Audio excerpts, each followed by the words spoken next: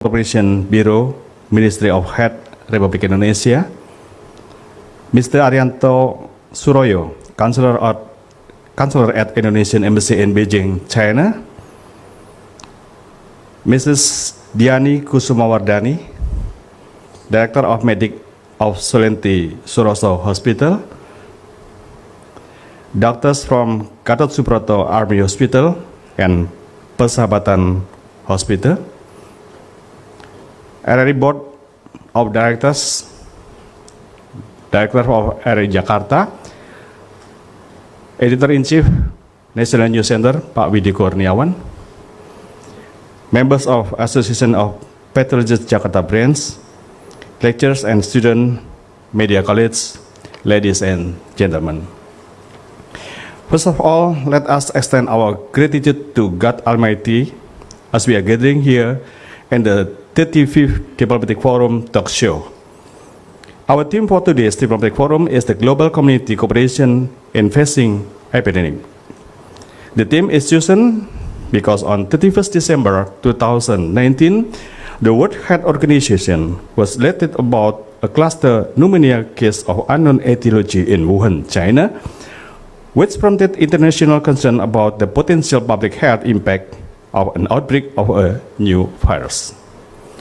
Based on the latest data, the number of people infected with coronavirus in the world is increasing. The number of countries that have been detected with the coronavirus is recorded to be 27 countries. Most recently, countries such as Sri Lanka, Germany, and Cambodia informed the existence of the first coronavirus.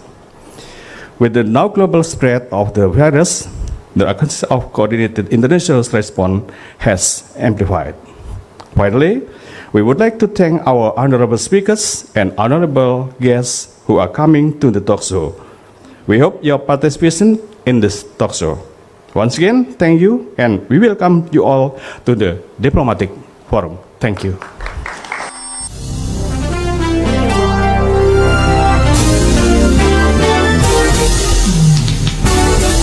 Voice of Indonesia presents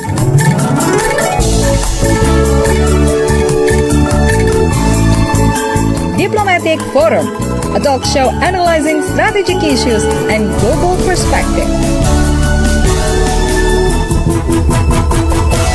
From Indonesia to the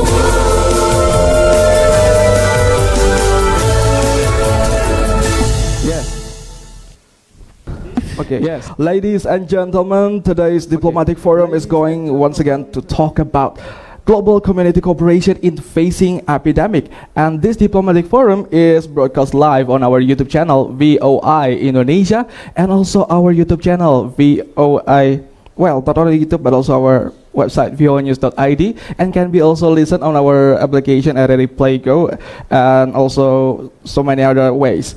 Anyway, you can join this program by sending your comments or questions to our Facebook fan page, The Voice of Indonesia. Our admin is online in there, so do not hesitate to join us. And to discuss this topic, would like to invite our speakers for today. First, I would like to invite to the stage His Excellency Anil Kumar Nayar, the Singaporean Ambassador to Indonesia. Please, Your Excellency, here.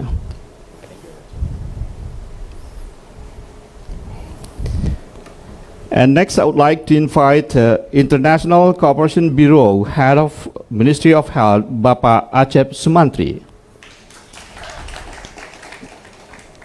Please, Pak. Yeah.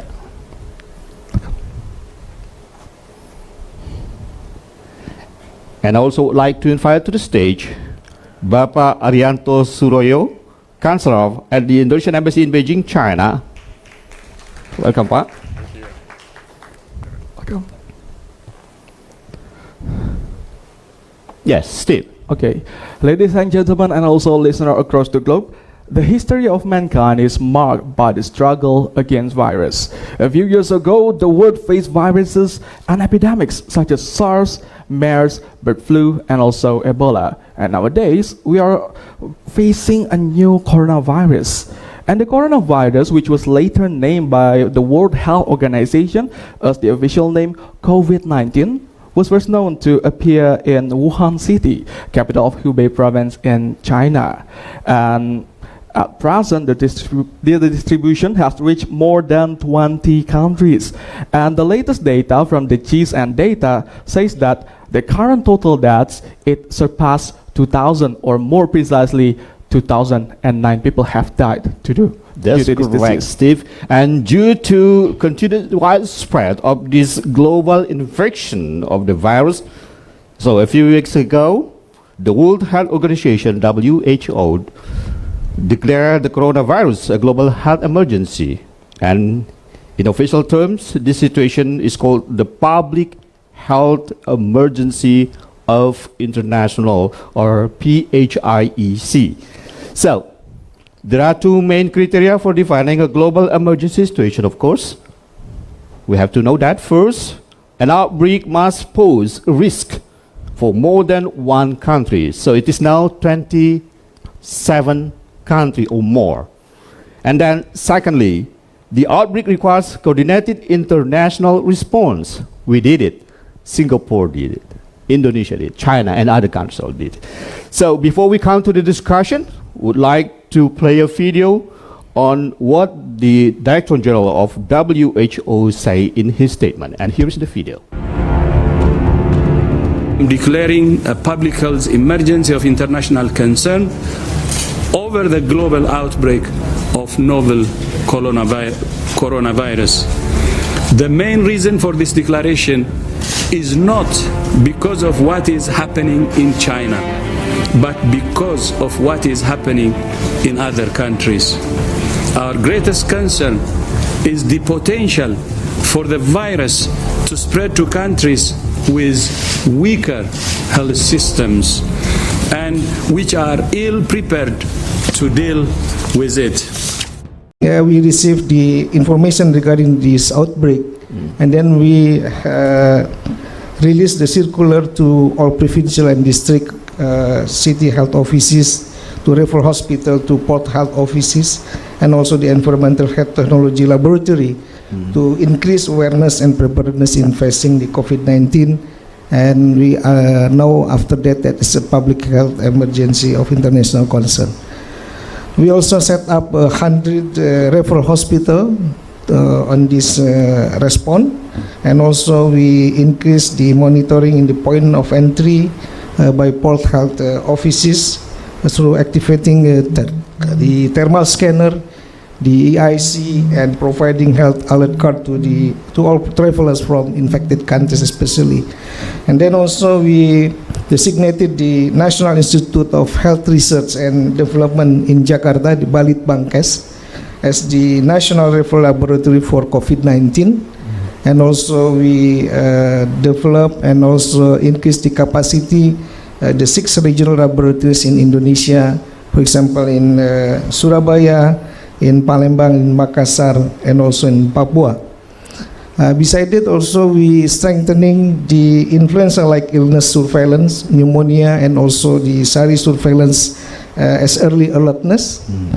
And also, of course, we have to disseminate the information of COVID-19 to the public, to the media, to the public, which support the multi-sectors as well as the local government. We also conducted the tabletop exercise on 6th of November involving multi-sectors official in Jakarta, and also now we are trying to organize the similar tabletop exercise in local government. Okay, Pak Acep, I just want to put a stress again on the action the Indonesian government did. Did the Indonesian government take the first action before the WHO announced that this is a global emergency, or before that? Yeah. As we know that the WHO declared the public health emergency of international concern was in 30th of January. Yes. The government of Indonesia working starting from early January. So we already took the action before, far before the announcement of the WHO. Yeah. It means that before the WHO announced, we already take action for that. Yeah. Okay, thank you. Steve? Yes. Okay. So that's what is being done by the ministry and the government during when we heard about the COVID-19. But in general, if there is any epidemic, is there any contingency plan that our health ministry have? Yeah, actually, since the parties of the international health regulation, the system is already in place in the country. We have the network, we have the capacity, the resources. It's already in place. So when we receive the information regarding the outbreak in other countries, and then we just inform others that there is an outbreak and we have to prepare. We have to increase our effort. We have to increase the logistic. We have to increase the capacity of the health personnel.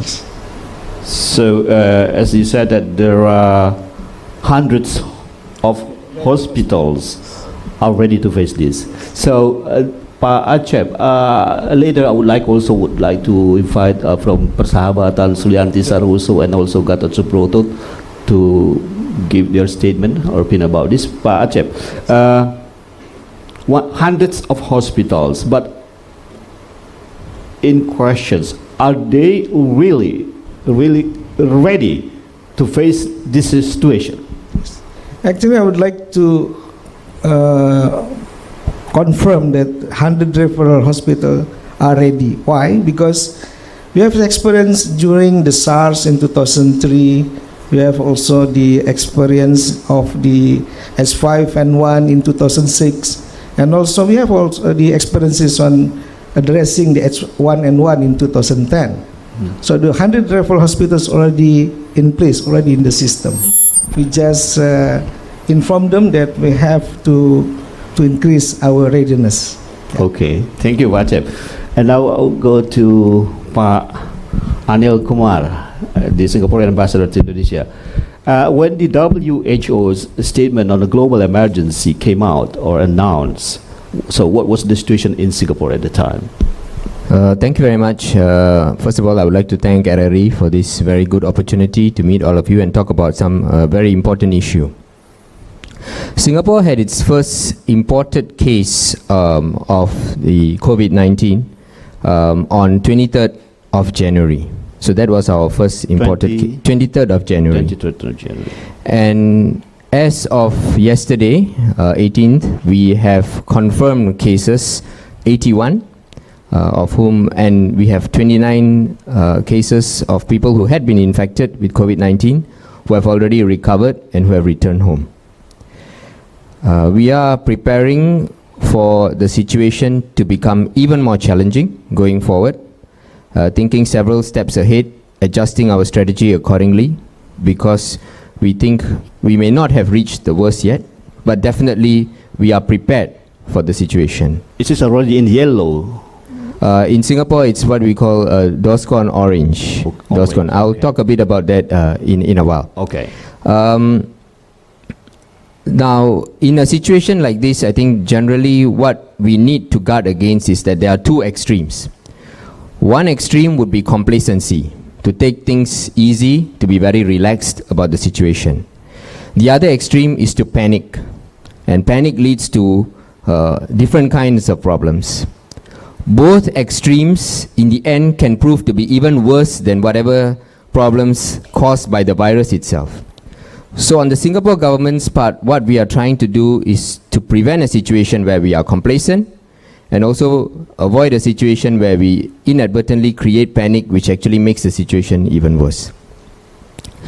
Now, in our case, we have had the experience of SARS in 2003.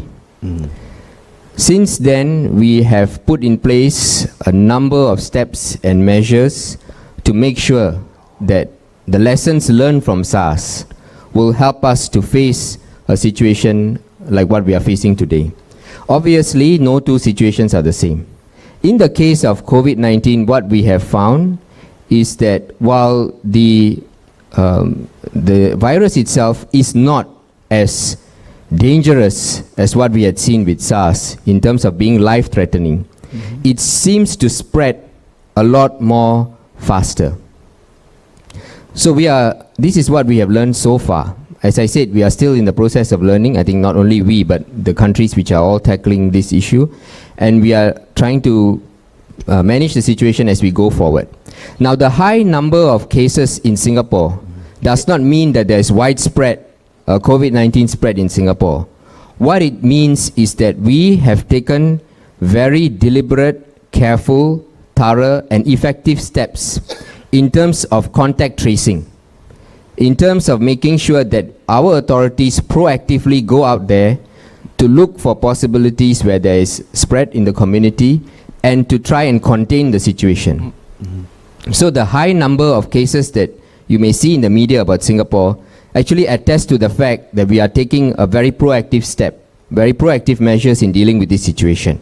And I think this has even been recognized by credible experts who track this issue, and also the WHO, which has highlighted the fact that Singapore is leaving no stone unturned in terms of making sure that we do the contact tracing that is necessary, to take the necessary steps to ensure that this problem is contained, and also to make sure that the people who have been infected with the virus are well taken care of, and to make sure that they make a full recovery.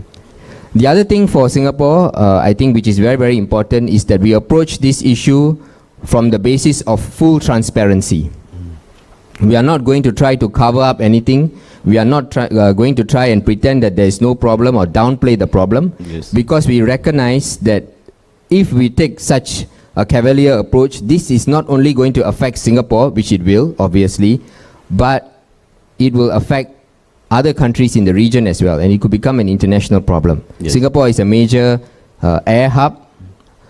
We are very aware of our responsibilities on that score, and therefore we have taken the necessary steps to make sure that there is full transparency in terms of what is going on, and also information sharing with other countries and relevant international, including Indonesia. Yeah.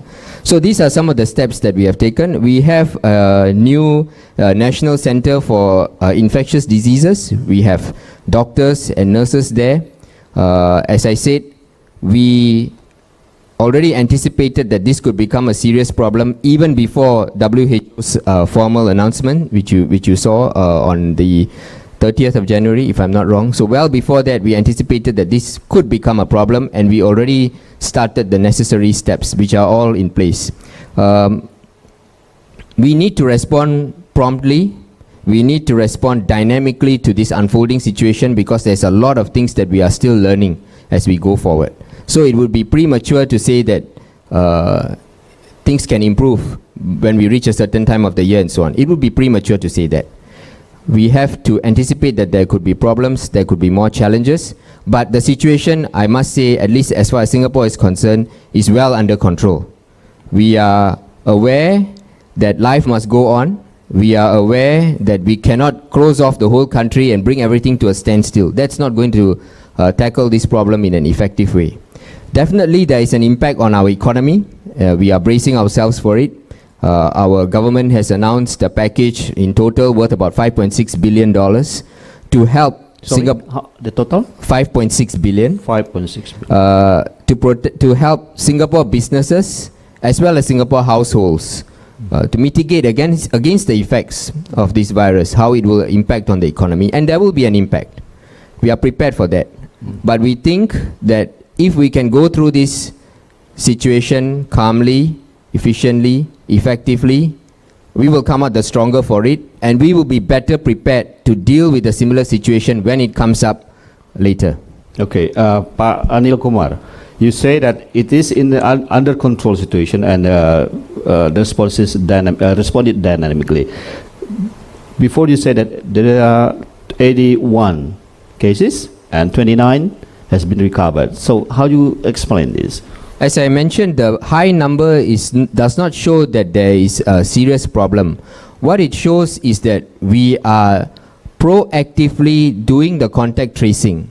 So instead of waiting for people to turn up at our hospitals to say, I may have this illness, what we are doing is to say, if we have a case which is confirmed of having COVID-19 virus, then our relevant authorities would immediately start the contact tracing to see who are the people who may have been infected by this person who is currently having this illness. Okay. So that would mean actually identifying these people proactively, bringing them in, testing them, and then finding that maybe one or two of them may have already been infected. The challenge with COVID-19, as I understand it, is that unlike SARS, where you could easily or relatively easily pinpoint a person having this problem due to the temperature, to the fever. In the case of COVID-19, a person could be carrying this virus and looking to be in perfect health and unfortunately passing it on to other people. This is the challenge. So that's why we have to be more proactive in this case. The bigger number of cases in itself does not mean that there is a widespread problem. At least in our case, what it shows is that we are taking very deliberate, proactive steps to try and contain the problem before it becomes even larger and unmanageable. Okay, thank you. So, just one more question, Steve, okay? For Pak Anil, sorry, Steve. Okay, Pak Anil, two extremes, relax, easy, and the contradict is panic. So, seeing or assessing the situation of the world for today, in what state we are? Well, I can only speak, unfortunately, on behalf of my government, and in the case of Singapore. In the case of Singapore, I think so far I'm relatively confident to say that we are neither complacent for sure, and nor are we panic-stricken. I think if you go to Singapore today, you will see, in every sense of the word, in every sense possible, life goes on as per normal. Our schools are still open. Shops are still open. People are trying to go about their lives. For sure, as a precautionary step, certain activities have to be managed, have to be controlled, have to be postponed. I think that's the part where we say we are not complacent, okay, and allow the situation to get out of hand. So there are steps in place, but I think as far as Singapore is concerned, at least we are neither complacent nor are we panic-stricken. As I said, the key thing to bear in mind is that this is an unfolding situation. The strategies, the steps we take have to be adjusted going forward. What we may be doing properly today may not work once we get more information and once the trend starts to change. Okay. But I would say in Singapore's case, definitely there's no complacency whatsoever and there's no panic whatsoever. Our government is fully aware of the fact that we are responsible for more than 5.5 million people who are in Singapore, including our foreign friends. We have many foreign visitors who are still coming to Singapore, and we are responsible for their well-being as well, and we will put in place every step possible to make sure that they are well taken care of and safe. And for those who have that illness, we will make sure that they are also well taken care of and treated so that they can make a full recovery. Okay. May I take your time, Steve, for one more question, okay? Please. Okay. Feel free. Just to confirm, Pak Acep, about what Pak Anil stated just now, about the dangers of this COVID-19, Pak Acep. So, Pak Anil said that COVID-19 is not as dangerous as SARS or MERS. So, yes. Based on what we know now. Okay. Yes, I would like to support what Ambassador Anil mentioned previously. Since the beginning, the Ministry of Health also mentioned the policy that we have to not to be panicked yet, because the spread is at the time is not higher, and up to now as well, the 90% of the case in Tiongkok. Yes. Only 1% spread out in 25, 27 of countries. Yes. So we have there is no reason to be a panic and fear, as also mentioned by the Director General of WHO during the announcement of the public health emergency of international concern. Why? Because the system is already in place, as already mentioned also by Ambassador Anil. So we have not to panic, we have not to be fear, because the system is already in place, and then we have a network not only within the national but also the global network. So we can work together, cooperation, and also the solidarity. But Pak Acep, you haven't answered my question. Is it MERS is more dangerous? Yeah, according to the data, the severity of the COVID-19 up to now is only 2.6%, compared to SARS around 10%, and MERS-CoV around 30 or 35%. Okay. Thank you, Pak Acep. Yes, Steve. Yes, so Mr. Ambassador, I just want to reconfirm that the thing that you have told us. So the government of Singapore is trying to take it calmly, do it calmly to make sure that there will be no panic. But I would like to know, how was the reaction of the foreign tourists and also the foreign community when the Singaporean government is taking action in there? Do they stay calm, or do they panic a little bit and then they calm again? I think it's only natural to have a situation where our tourist numbers have gone down. I think in view of the unfolding situation. As I said, Singapore is a major air hub. Singapore is a major tourism hub, obviously. Tourism hub meaning the tourists don't just come to Singapore, but from Singapore to other countries in the region, including Indonesia.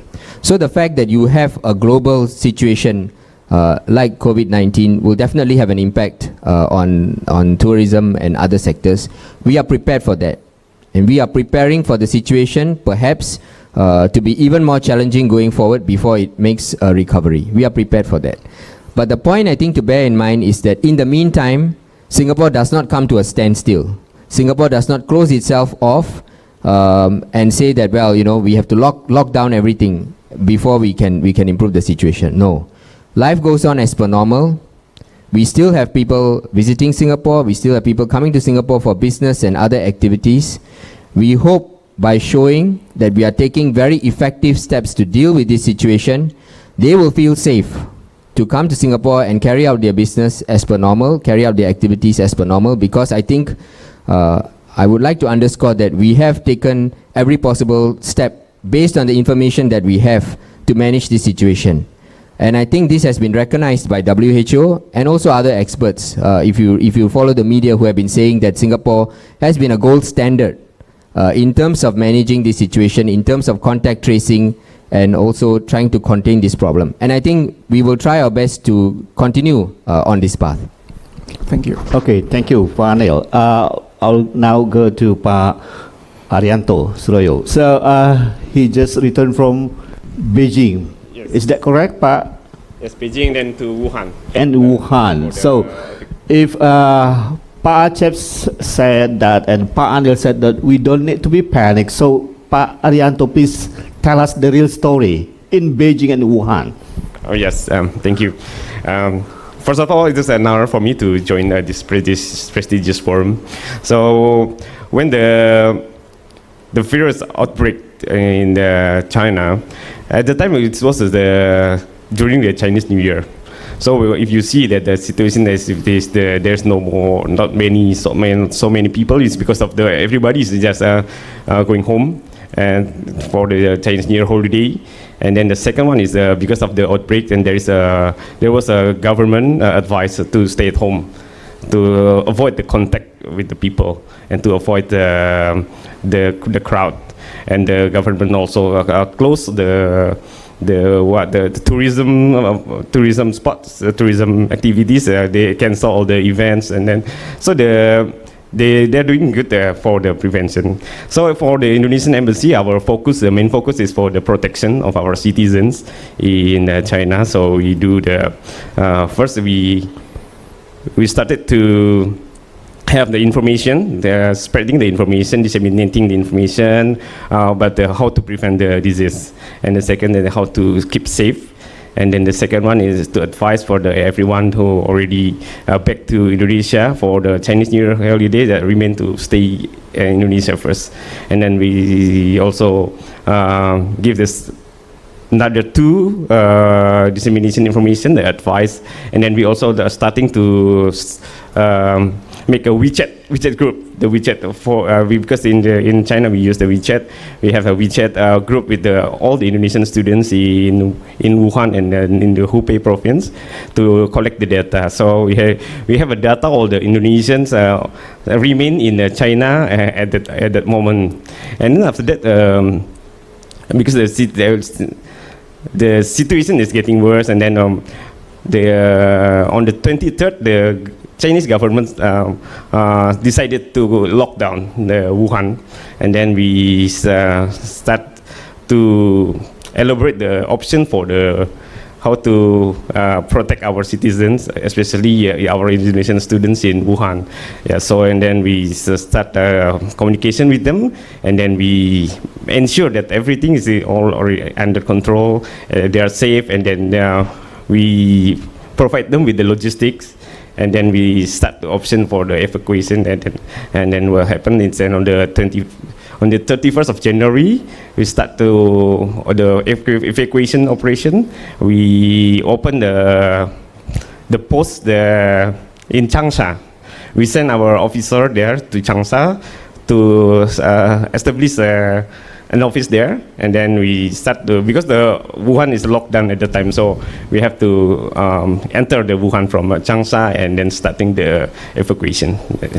Yes, Pak Arianto, shops were closed, and even on the 23rd of January 2020, the Chinese government locked down Wuhan. So, in your opinion, is it a reflection of panicking or just doing a prevention? I think it's mostly a prevention, because the spreading of the virus is because the Wuhan is in the center of the China, so it is like Singapore, it is a hub. So from the north to south and then the east to west is across Wuhan, even though it's by train, by car. So if it is started from Wuhan, so they have to stop everybody to go outside Wuhan or enter Wuhan. So they're starting the lockdown, the city, and then another cities in Hubei province, and also they limited people to go outside. Even for the Indonesian student, it is highly advised not to go out. Yeah, just they can go out if they want to buy some food, the logistic, but the schools prepare everything there. They open the canteen. Everything is just normal in the campus, and then I think it's a very good prevention action, and then the result is good, because now we can see that it shows the declining trend of the confirmed cases recently. Okay, so one more question, Steve. Okay, please. Give me one more time. Still, Pak Arianto, we know that after a few days, it was announced as a global emergency, and many countries, no, I do not say many countries, but a few countries pulled their citizens, especially from Wuhan. Again, it is a symbol of panicking or prevention? It is the prevention, because we don't know how long the situation will get last, because it is for the Indonesian government, our foreign policy priority is citizen protection, and we see that we explore the possibility. First, if we ensure that everyone is in the health condition, so everybody is stay safe in the dormitory or in their house and in their apartment. And then the second, we maintain the communication with them.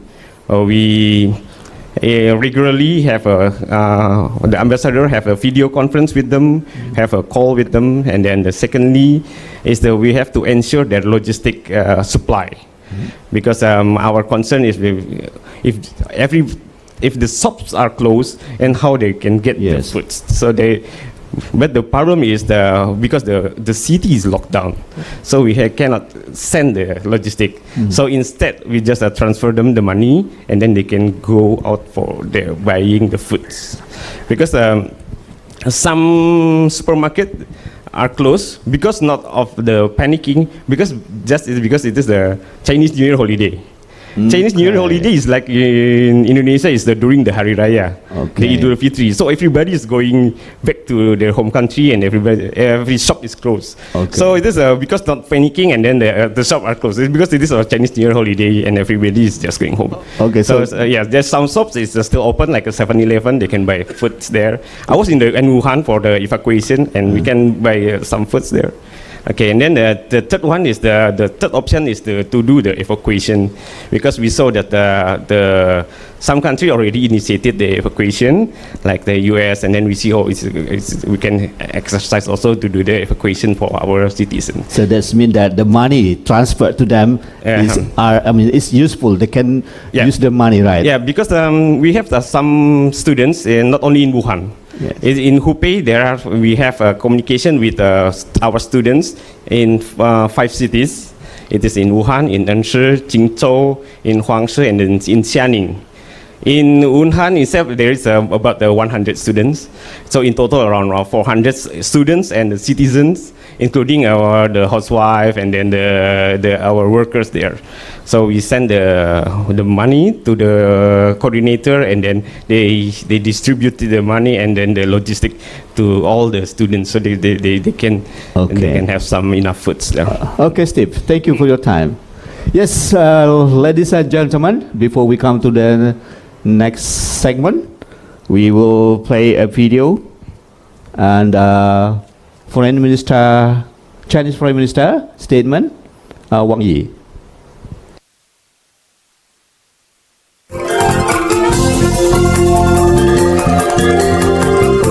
This diplomatic forum is brought to you by Voice of Indonesia. From Indonesia to the world.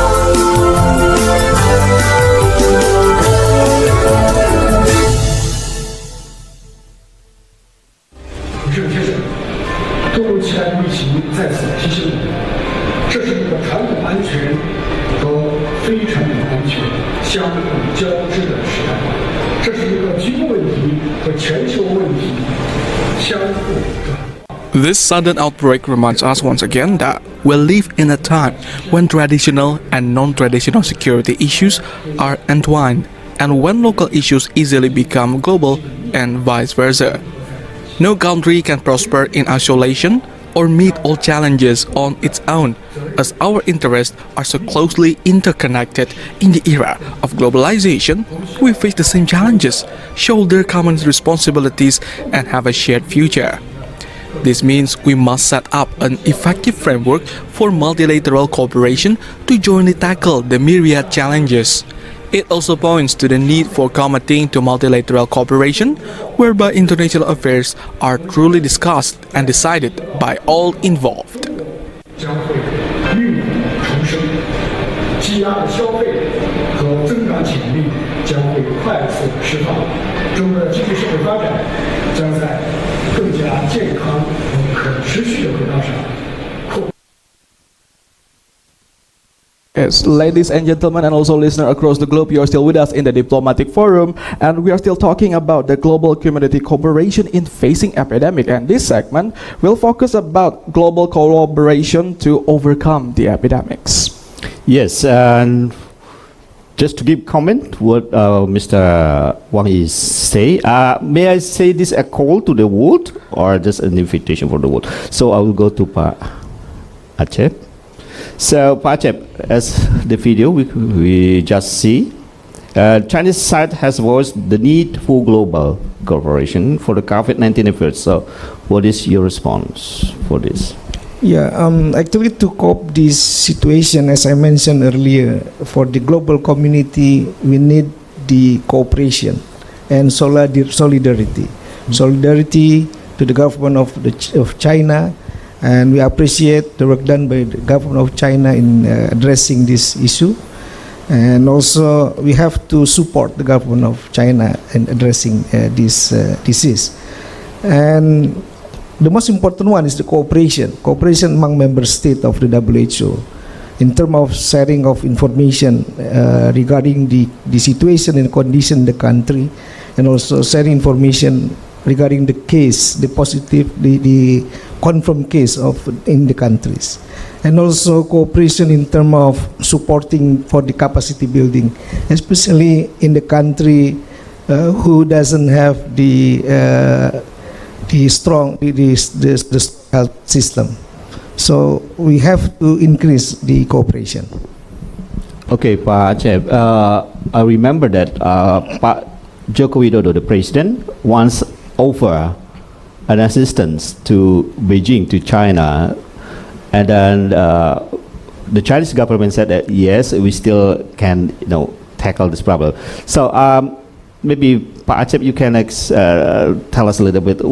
If yes, at the time China say yes, we need help, we need assistance. So what Indonesia will do?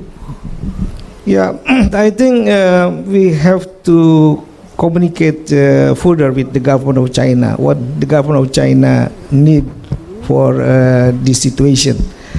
In terms of the humanitarian assistance, of course, we will prepare it if they need it. In terms of the pharmaceutical and medical device, and also probably for the another equipment. In terms of the expert, we are also ready if they need, because we have a good laboratory here in Indonesia. In terms of the expert, and also for probably the experience, the best practices on the diagnostic. In the future, probably we can also support government of China if the world's already developed a new vaccine. We have biopharma, the vaccine production in Indonesia. Yes. They have a capacity, and then can support in preparing the vaccine in the future. Okay, so one more question before I give the time for the floor to raise questions and express your opinion. One more question, Pak Acep. So, not to mention, there is a person or an organization said that Indonesia is not ready or do not have equipment to determine that COVID-19. Is that true or not? Yeah, I think this already been viral in the social media as well, questioning the capacity of the government of Indonesia in conducting the investigation or laboratory test of the COVID-19. I would like to say that we have the comprehensive equipment. Actually, we have the BSL-2 Biosafety Laboratory 2, Biosafety Laboratory 3, as well as Biorepository Lab. And those three labs regularly inspected and checked by the WHO and already accredited. So in terms of the equipment of the laboratorium, those laboratorium are confirmed, accredited by the WHO, fulfill the standard, international standard of the WHO. Regarding the diagnostic kit using by the laboratorium, we use the diagnostic kit coming from WHO and also supporting from other countries. That means that the diagnostic kit is very updated, and also we follow the protocol of the WHO. The third thing I would like to say that the expert conducting this diagnostic are the expert who experience for the MERS-CoV, H1N1, H5N1, and also SARS. So I think this will confirm that we have the credibility to conduct the diagnostic. Okay. Negative is negative, we can make to positive. So Pak Acep already confirmed that Indonesia has the capability to confirm this. Okay, thank you, Pak Acep. Steve, it is your time, I think. Yes, and I think we would like to offer the chance to the floor to. Is there any question? All right, we got one. Okay, yes, I am with you. I just want to remind again. It can be questions, or just you want to follow up what we are discussing here on the stage. Okay, thank you. Okay, please introduce yourself first, and then the question, please. Yes, okay, thank you. Okay, Assalamualaikum warahmatullahi wabarakatuh. Waalaikumsalam. Yeah, my name is Henny. I am from Halal Tourism Market community. I would like to question for His Excellency Anil Kumar Nayar. What Singapore government do for tourism sector in COVID-19? And as you explained before, but we need a more explain from government of Singapore. especially in tourism sector. Tourism sector, Yes. okay. Thank you. Only tourism sector, okay? Yes, only in because tourism sector. before Pak Anal said that there is a 5.6 billion economic impact on this. Okay, thank you. Very much, Bu, for your question. I think the Singapore government has rolled out a number of measures and schemes to help our business sector in general, because the sectors that have or will be affected by COVID-19 will obviously be our aviation sector, our airport, tourism, among others. So we are prepared for it. And I think systematically you will see some of these measures being ramped up in terms of helping our hotels, in terms of helping all our tourist attractions, which by the way are still open, so you can still visit safely. They are all still open, but the government is putting in place systematically efforts to help all of these businesses and also to help tour operators in terms of bringing tourists in. So I think in the coming weeks and months, you will see more of these steps and measures being announced. In fact, yesterday and the day before, we had our colleagues from the Singapore Tourism Board actually talking to our friends here in Indonesia, explaining some of the steps that are in place for tourists and tour operators in terms of still bringing tourists in. We talked about 2019 being a very, very successful year for tourism, two ways, both for Singapore as a tourism hub for visitors from Indonesia, as well as for Indonesia for visitors coming to Indonesia through Singapore. So there's a lot of cooperation that still needs to be done. I just want to take a point that Pak Asep made to link it to my answer to this question. In terms of international cooperation, what is needed? I think, at least from our standpoint, what is absolutely needed is, number one, transparency. That we are very transparent about the actual situation. Number two, with transparency comes a very immediate and timely sharing of information. And I think that is actually happening among a number of countries, including Singapore and Indonesia, but this must continue, this must improve. We must be transparent, we must share the information openly so that we can face this challenge together in a comprehensive way. Because Singapore alone cannot face this problem, Indonesia alone cannot face this problem, and I can say that for any other country that is affected by this situation. The other point that I also want to underscore is that some time ago, as we see the COVID-19 virus situation unfolding, I read a comment here by someone in Indonesia saying that, hey, it's actually very good that now Singapore's tourism has been affected because we can channel the tourists who were supposed to go to Singapore to Indonesia. So let's use this opportunity, as he said, to promote Indonesia as a tourism destination. Personally, I'm very disturbed by comments like that because we are not in a zero-sum competitive situation. If countries in the region, whether it's Singapore, Malaysia, Thailand, Japan, Korea, China, all of us are affected by this problem. Even countries which are currently, or which may feel currently that they are not affected, I think have to be very, very careful about this situation. And it may be a matter of time before we are all affected. So I think we should avoid looking at this situation in a very zero-sum competitive terms. We should look at it as an area, as an opportunity for us to cooperate. Whether it's in tourism or in terms of information sharing between the health services, we need to cooperate more, we need to be transparent with the information, and we need to get that information across in a timely way. Thank you. Thank you, Pak Anil. Okay, Ibu Annie. So you are from the tourism market? Okay, so how is your business affected or impacted by this COVID-19? Of course, all of sectors in right now decrease.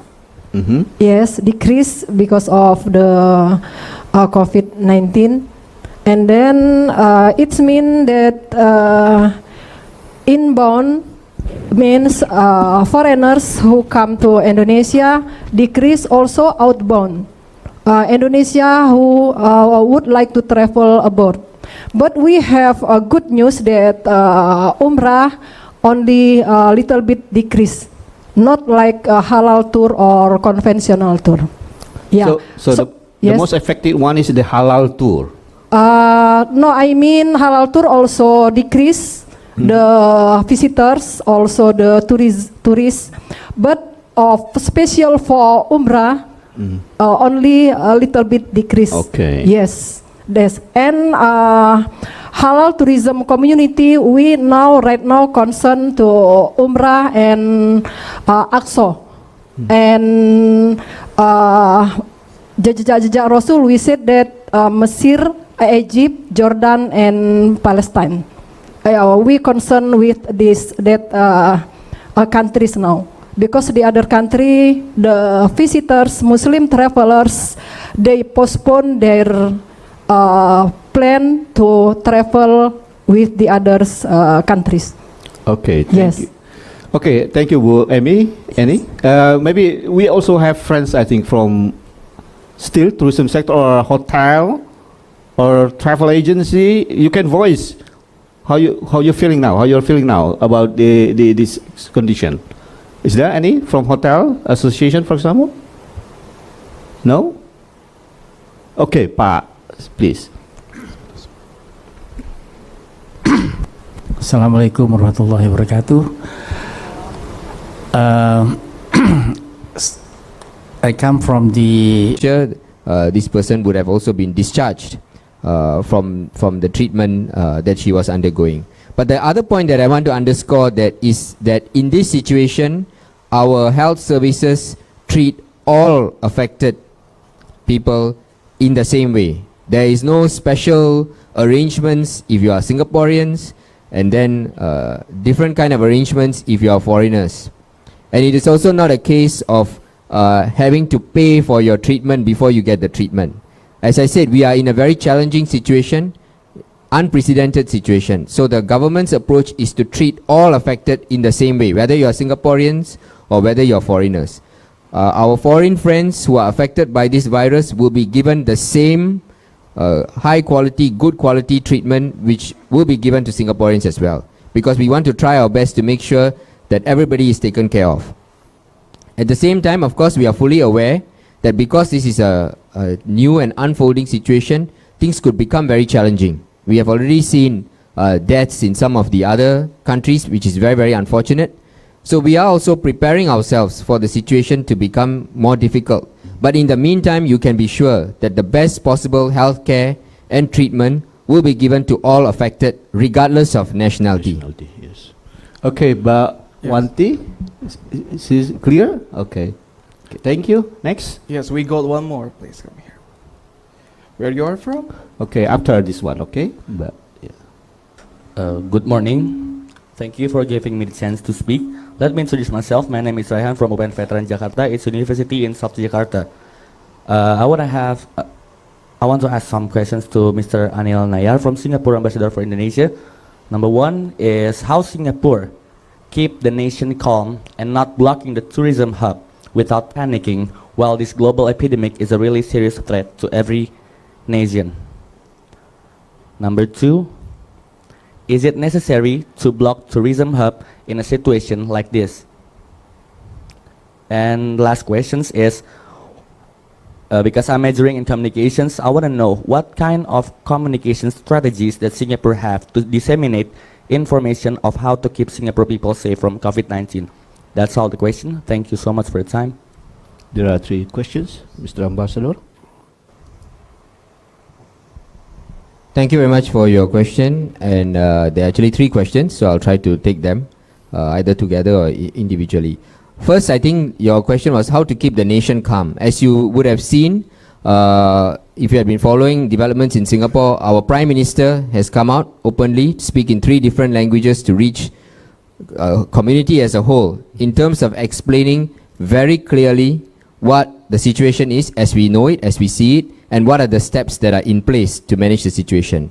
Similarly, our Health Minister and the Inter-Ministry Panel, which is in charge of managing this situation, give regular updates almost daily in terms of the situation in Singapore. Our Deputy Prime Minister over the weekend, Heng Swee Keat, also came out after a visit to some of our public sector workers who are helping in this situation. After a visit to some of them, he also gave a very, very comprehensive statement in terms of what the steps that are being taken to deal with this situation.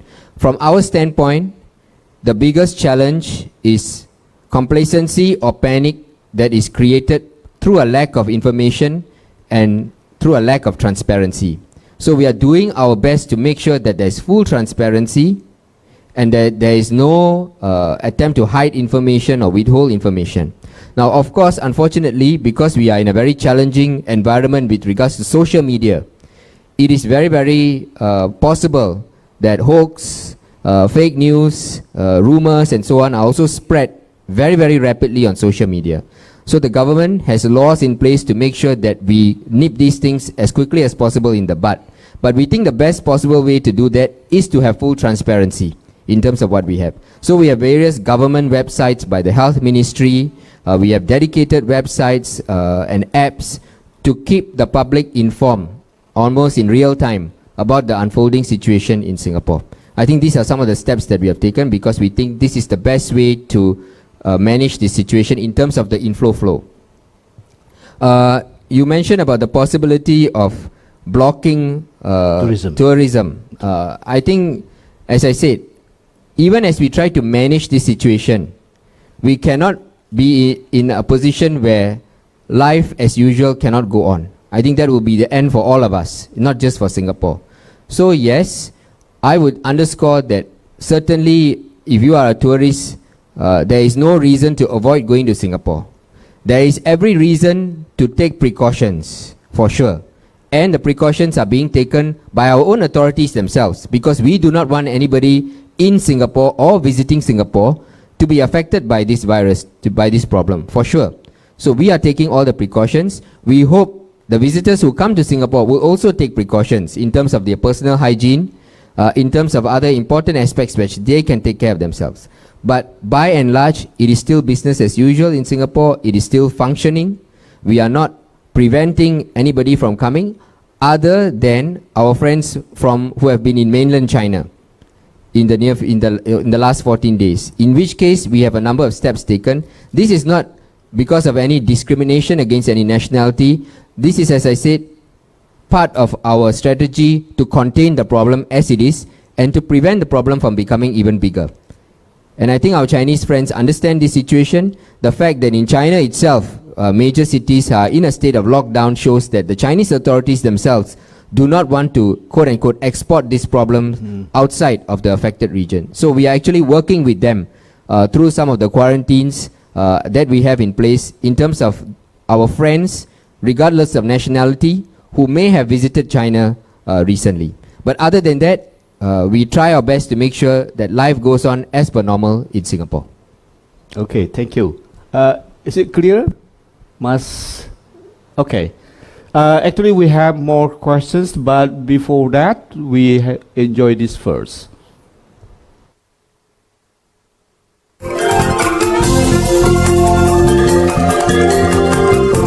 This Diplomatic Forum is brought to you by Voice of Indonesia.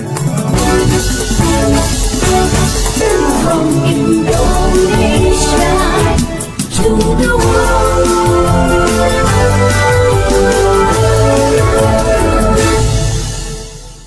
And since COVID-19 is now a global issue, so we have made recording from our listeners abroad, and here is the video.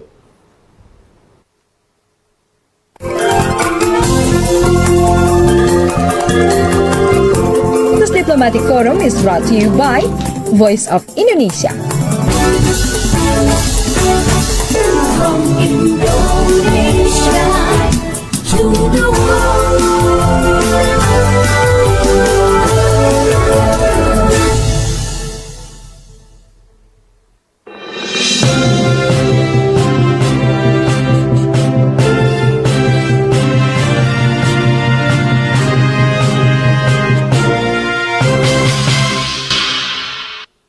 My name is Roslinda and I'm from Singapore. The current epidemic of COVID-19 has made us relive the fears and horrors of SARS and H1N1. Today's situation is worse as little is known about COVID-19 and no vaccine is available for the masses. With such uncertainties, every country has implemented precautionary measures to contain its spread via public awareness and border restrictions. Containment is crucial with such an unknown virus. Cross-border cooperation is vital to prevent any epidemic.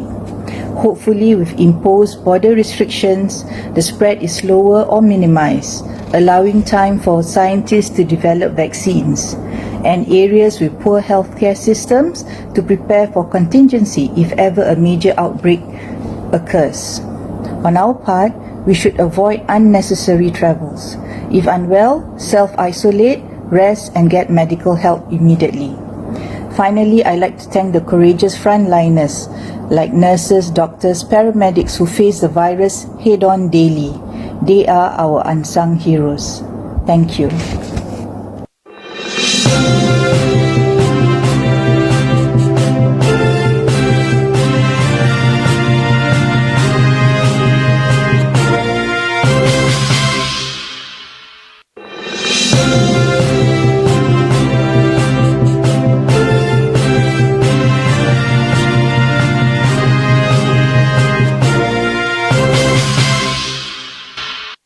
Hello, I'm Lu Dacheng. I live in Shanling County, Nanning City, Guangxi Zhong Autonomous Region, China. In this video, I want to talk about the international cooperation for handle the coronavirus epidemic. Recently, the coronavirus epidemic is more dangerous and is well known around the world. I think the international cooperation for handling this epidemic is to invite the international experts to talk about the information and the solutions to overcome this epidemic on the internet video conference. Every government should share the information about this epidemic together, and the governments should teach the people how to prevent this disease. I hope the social life will turn as usual, and I hope more visitors will visit Indonesia in this year. Thank you very much.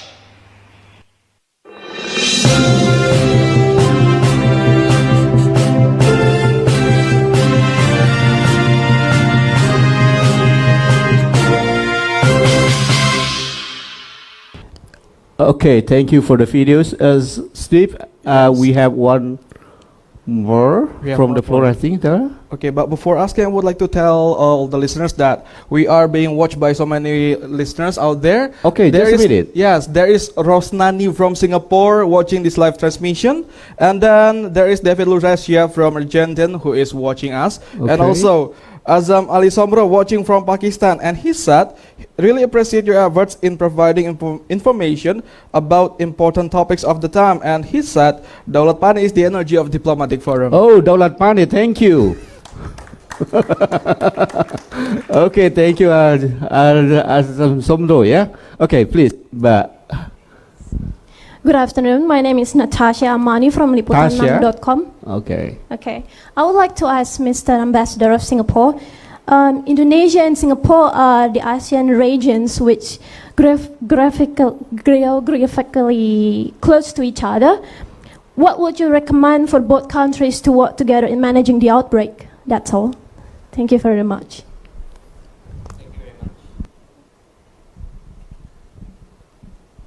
Thank you. Okay, thank you very much for that question. I think as I outlined in my earlier interventions, as close neighbors, obviously it is imperative that there's immediate, timely information sharing and transparency between countries in terms of this unfolding situation.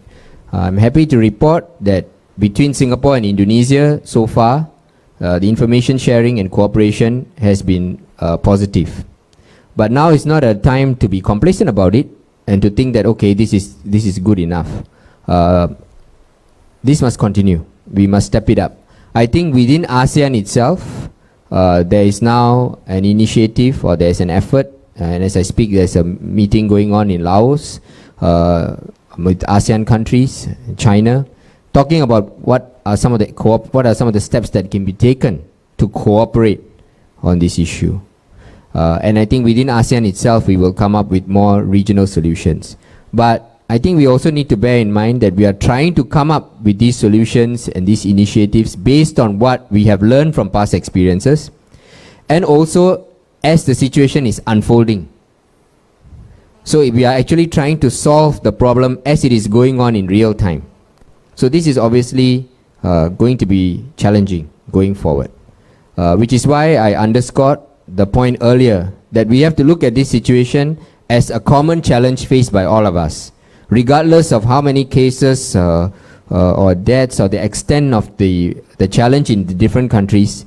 We have to look at it as a common challenge for all of us and cooperate, and not look at it in terms of zero-sum games, you know, whereby if you have it and I don't have it, well, that's good. Or if I have it but my situation is better than somebody else, then good. No, I don't think that's the approach to take, because we do not know how this problem will unfold going forward. So I think it's especially important that among neighbors like Singapore and Indonesia and Malaysia, for example, we have to work closely and together with all our friends in ASEAN and the rest of the region as well. Enough, but Tasya.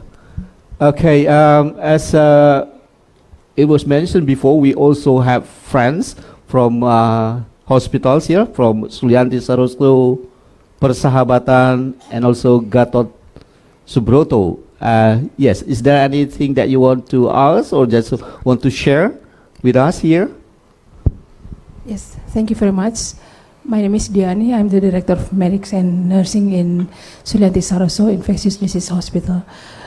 I just want to add something that Pak Acep already mentioned.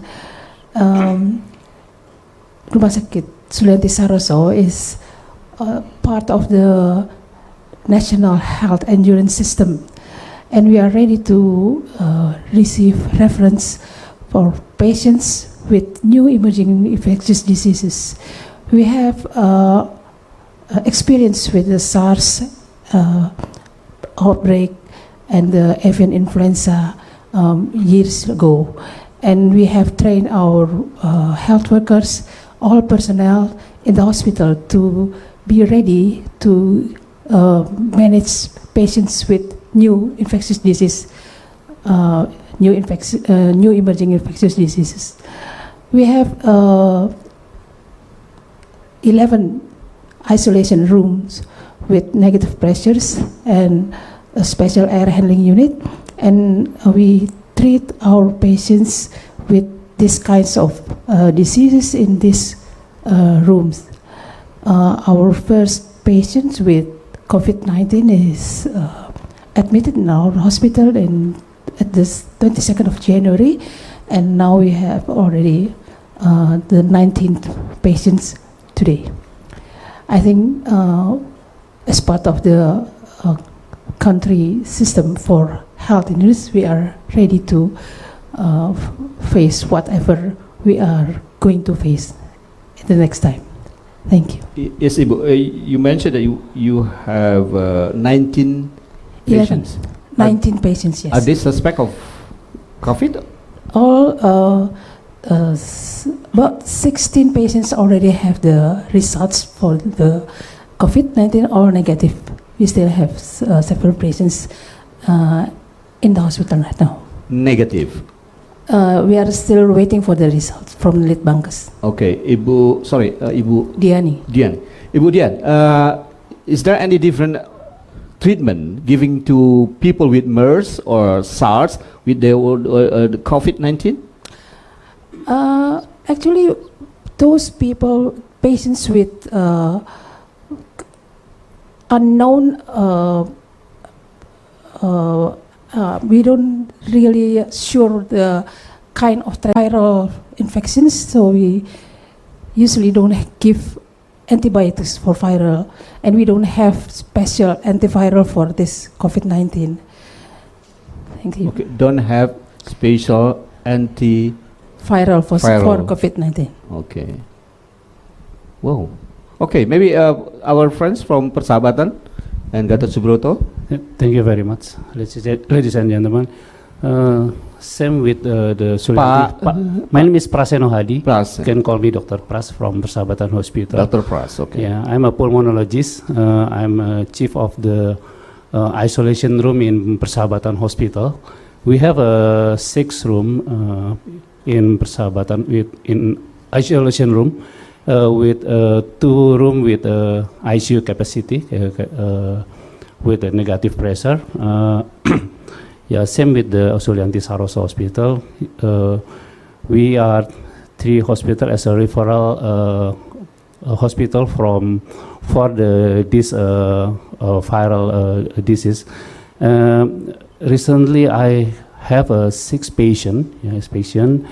5 patient in the monitoring condition. Yeah, and 1 patient in suspect, but the result is negative for the Ministry of Health Research and Development Board. Yeah, laboratory. Almost of the patient is from Hong Kong and Singapore.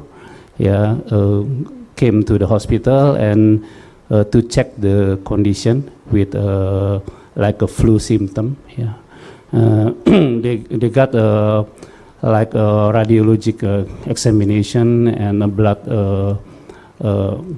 base blood examination, and also the swab examination, and then we and then the swab examination will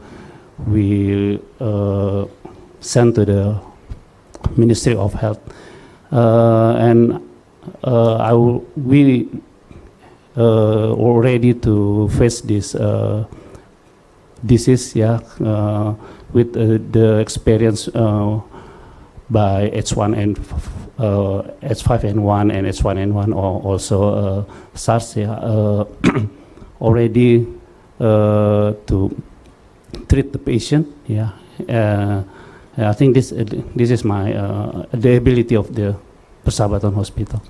Okay, thank you, Dr. Pras, for the sharing. So you have 6 patients, 5 in a monitoring condition, and the other one is suspected but negative.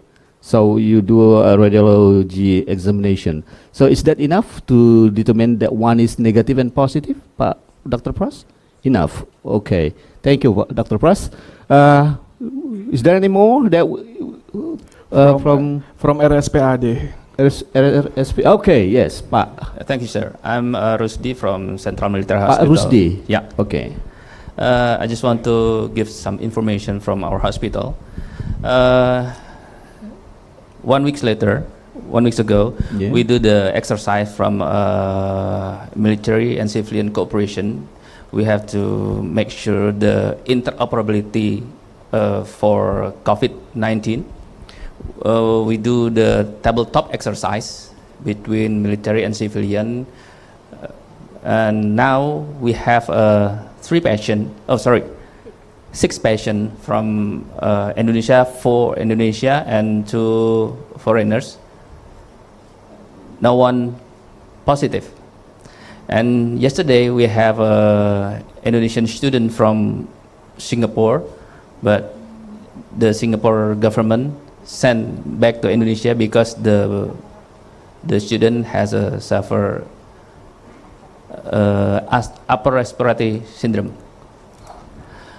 From RSPAD, we do the protocol the same with the WHO, the same with Sulianti Saroso and Persahabatan. That's it. Thank you. Okay, thank you, Pak Rusdi from Gatot Subroto.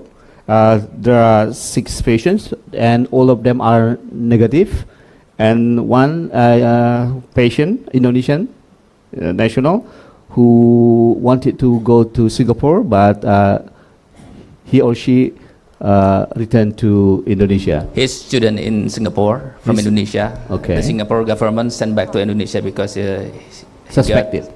He got flu. Oh, flu. Okay. So is he or he treated in Gatot Subroto now? Okay. So what is his condition, Pak Rusdi? It's more better. It's negative. Negative. Okay, thanks God. Yeah, is there more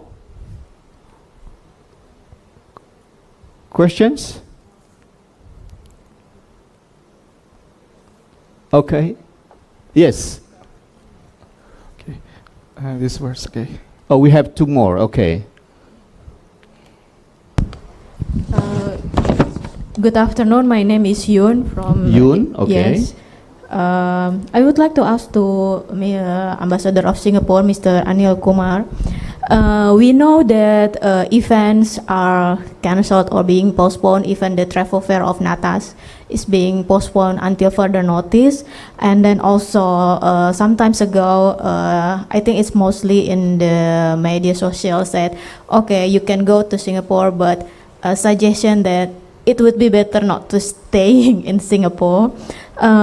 What I would like to know is what is the real situation in accommodation industry in Singapore right now? And I'm sure that Singapore have done precaution steps like Mr. Ambassador earlier, but specifically in the accommodation in Singapore, what kind of preventive or precaution steps have been done and will be done? Because I think I read in some other countries also update what they do in the facility and what they do in the even in the accommodation, especially to countries that have China visitors. That I would like to update from Singapore. What is the recommendation and what is the step of the precaution? Thank you. Okay, thank you. Mbak Yuni.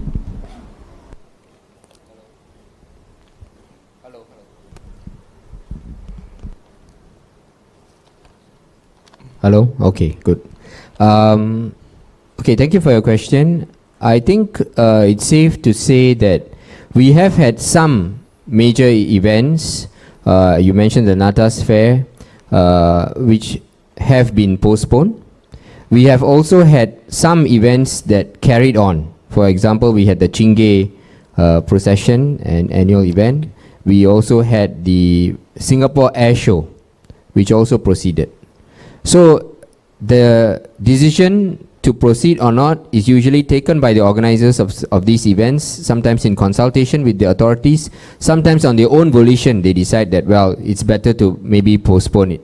As I said, whether if the decision is taken to postpone some of these main events or these important events, mass events if I may say so, it is more of a precautionary step.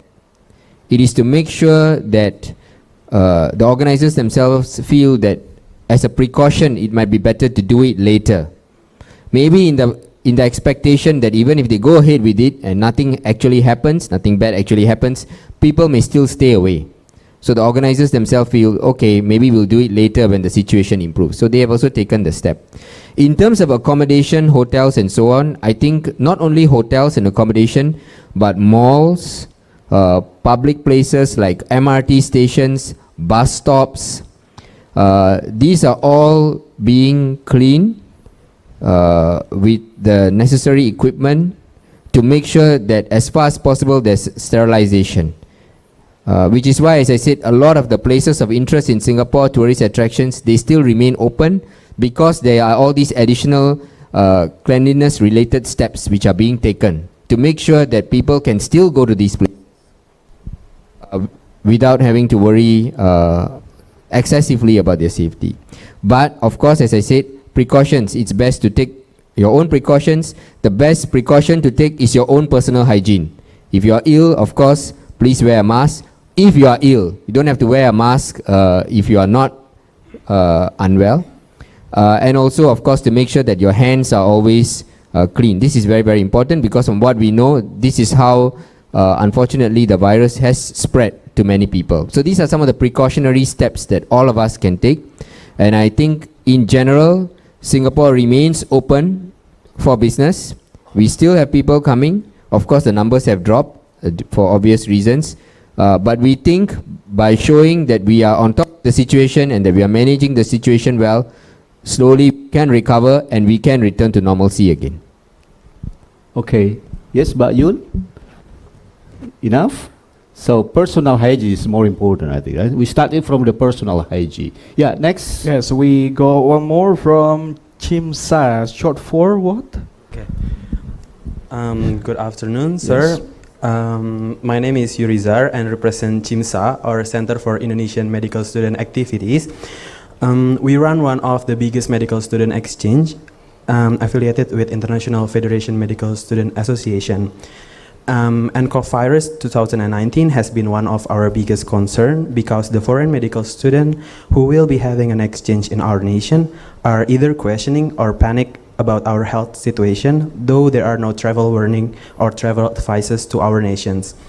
To all honorable speakers, I have a question. The first one, how can we prevent or stabilize the panic that came from foreign medical students due to this situation as student organization, since we also have a limitation to access the transparency of the information?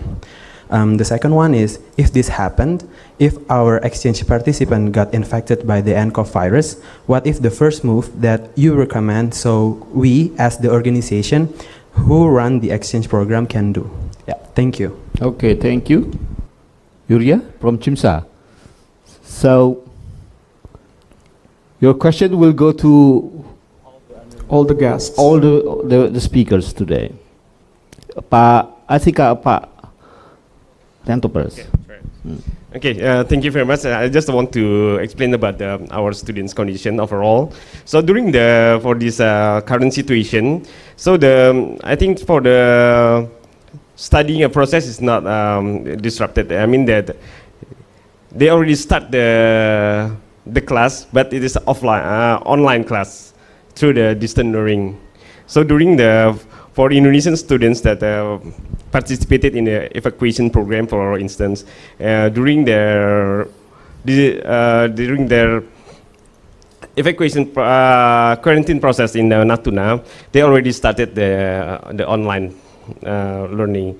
And then for the Indonesian students in China who remain to choose to stay in China, we advise them to stay at home and to avoid to go out and have a contact with possibility contact with the suspect of the virus. And then we also send them the mask to them. We receive the aid from our BNBP, from our disaster prevention body, about 10,000 masks sent to Beijing, and then we already distributed the masks to all of the Indonesian citizens all over China.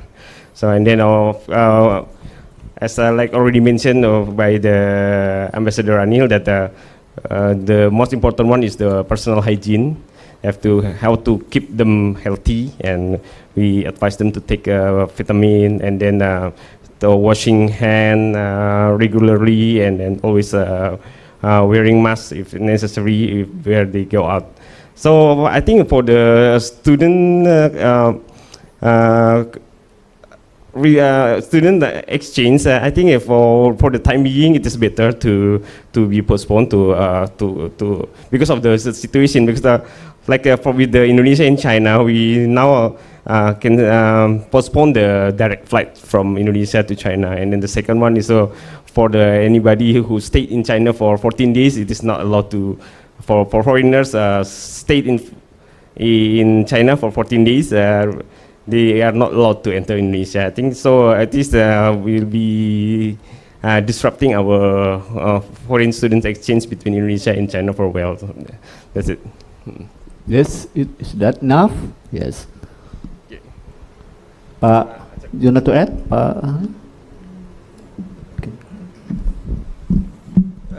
Actually, as far as I know, currently the government does not have yet the policy to cancel the big conference, big meeting, or mass gathering. We only advise that we have to avoid mass gathering and then prepare ourselves with keep healthy through the Gerakan Masyarakat Hidup Sehat, community healthy movement, and also add with more vitamins so we have good stamina to avoid the COVID-19. For the students, if there is any problem on that health, especially after traveling abroad, can directly to referral hospital, as mentioned here in the meeting in Jakarta, directly to the RSPI Sulianti Saroso, RSPAD Gatot Subroto, or to Rumah Sakit Persahabatan. So we have already prepared how to handle the situation. Okay, Ambassador Anil, you want to add? Okay, Pak Acep and Pak Arianto, before we come to the closing statement, there's still one left in my heart about blocking people coming to Indonesia. Do you think is that a good policy for this time? Yeah, actually, I would like to say that the policy of some countries to make a policy on the restriction on the traveling and people of movement basically is not mentioned in the international health regulation or also in the temporary recommendation of the WHO to address this situation. But the WHO mentioned that will depend on the policy of the member countries according to the national situation, as well as the that they consider as the how do you call it, the sovereignty of the country. Yeah, but I think this is the good lesson learned for the future, but not us here to answer, because we have the emergency committee in the international health regulation that can discuss further whether this policy will be effective or not, probably in the future, because not mentioning in the international health regulation that, so the emergency committee should discuss further, so we can lesson from this situation whether we can provide a new arrangement of the international health regulation regarding this policy. So this situation will take as a lesson for yes, for the future. Yes. Okay, thank you. Pak Acep, would to add? No, enough. Sorry, Arianto, you want to add? No. Okay. Okay. I think we are coming to the end of this forum. But before that, I would like our speakers today to very short, maybe closing statement to our topic today: global community cooperation in facing epidemic. We start from Ambassador Anil.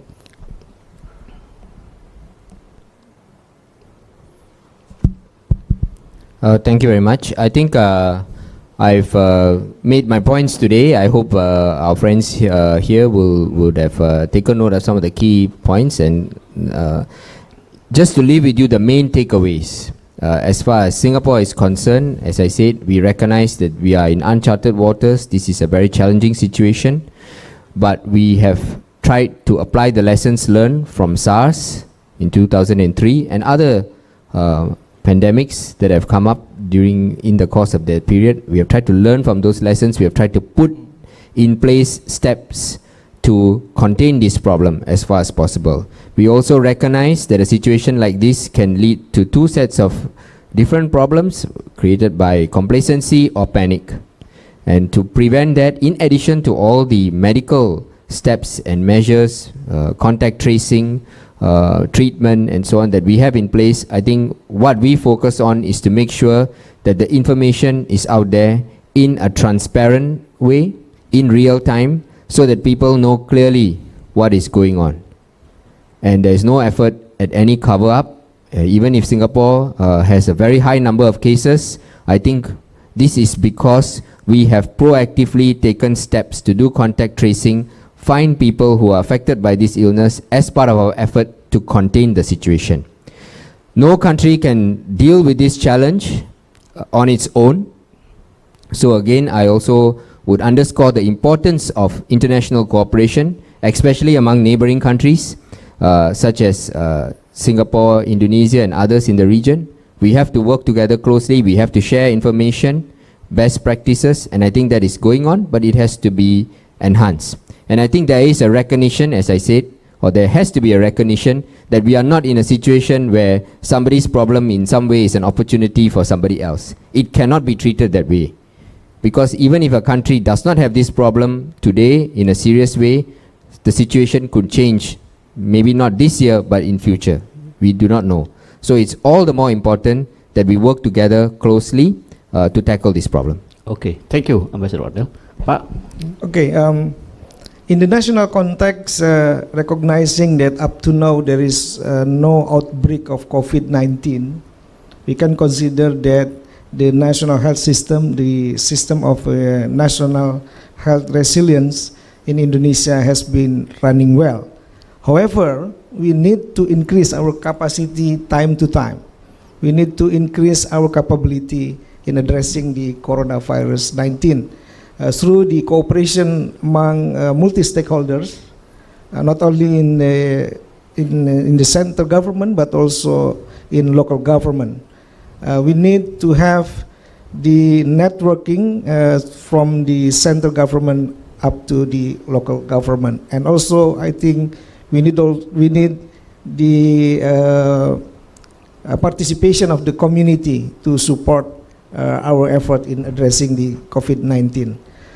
In the global, as mentioned earlier, that we need for the cooperation and solidarity, and in the region, as also mentioned by Ambassador Anil, we member state of ASEAN has already established the mechanism for sharing information, daily sharing information, and also we conducted a meeting, the video conference, and Indonesia as the chairman of the ASEAN Health Cooperation, starting from April, we will organize the senior official meeting of health development. We would like to propose to discuss the concrete action for the COVID-19 during the meeting will be in Yogyakarta from 3 to 8 of April 2020. Okay, thank you. Pak Arianto. Thank you very much. There are 3 points from the Indonesian Embassy that I would like to raise in this closing statement.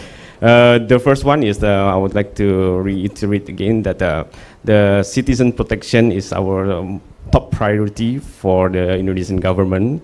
So for this current situation in the Indonesian Embassy, communicate with all the Indonesian citizens through the hotline and then through the WeChat group, and then to ensure their conditions in the good health. And the second one is to supply them with the logistic and then all the personal hygienes and necessary equipment like a mask, a vitamin, and so on. And the second point is how to maintain a good cooperation with China. In this context, that Indonesia already sent the humanitarian aid in forms of the masks. We sent 150,000 masks and 3,000 protective suits to the Chinese government, and the Chinese government is appreciated Indonesian aid.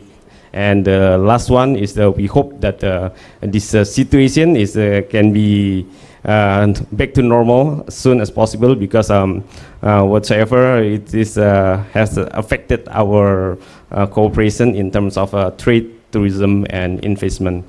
So we have to maintain and then increase our cooperation with China, how to deal with the problems, and then we hope that everything is going back to normal soon. Thank you. Okay, thank you, Pak Arianto. So I'll make it one just short. Okay, so from Ambassador Anil, this is challenging situation, but we have to face it based on the experience that we have in the past. So steps should be taken to contain the COVID-19, and information dissemination must be timely. And hackers, especially personal hygiene, is also very important. And from Aceh, we Indonesia has to increase the capability from time to time to contain the virus through cooperation from the central to the regional government. So we also have participation of the community. And from Arianto, citizen protection is the top priority of the government, the Indonesian government for today. And also Indonesia would like to have a good cooperation with China, and then hope that this situation today back to normal. Okay, ladies and gentlemen, that's the end of our forum, diplomatic forum for today. Would you like please give a very big applause to our speakers for today, Ambassador Anil, Pak Acep, and also Pak Arianto, and also to our guests on the floors, and especially to our hospitals, nurses, doctors, paramedics. And also a big applause to the Diplomatic Forum team on the back side there. I'm Dalat Pane and Stefanus Wow. Would like to see you next time. Bye-bye. You've just listened to Diplomatic Forum, organized by Voice of Indonesia. From Indonesia to the world.